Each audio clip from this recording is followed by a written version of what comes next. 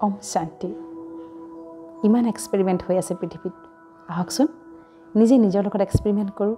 সকলোতকৈ ইণ্টাৰেষ্টিং বিষয়টোৱে হৈছে নিজে নিজৰ ট্ৰান্সফৰ্মেশ্যন কৰাটো নিজে নিজৰ ভিতৰত থকা সকলো গুণবিলাকক উলিয়াই আনি এবাৰ চোৱাটো চাওকচোন আপুনি কিমান ধুনীয়া আপোনাৰ হৃদয়খন কিমান বিশাল আপোনাৰ হৃদয়খনত কিমান প্ৰেম কিমান আনন্দ সুখ শান্তি ভৰপূৰ হৈ আছে এক্সপেৰিমেণ্ট কৰক নিজে নিজৰ লগত কথা পাতক নিজে নিজৰ লগত এক্সপেৰিমেণ্ট কৰক চাব লাহে লাহে লাহে লাহে আপোনাৰ সকলোতকৈ ইম্পৰ্টেণ্ট আৰু ভাল পোৱা টপিকটোৱে হৈ যাব আপুনি নিজে আমি আনক দৰ্শন কৰোঁ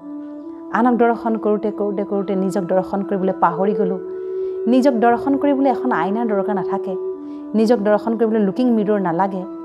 আমি নিজেই নিজক কেনেকৈ দৰ্শন কৰিব পাৰোঁ নিজে নিজৰ ভিতৰত সোমাই গৈ নিজক দৰ্শন কৰিব পাৰোঁ তাৰ নামেই হৈছে ৰাজযোগ মেডিটেশ্যন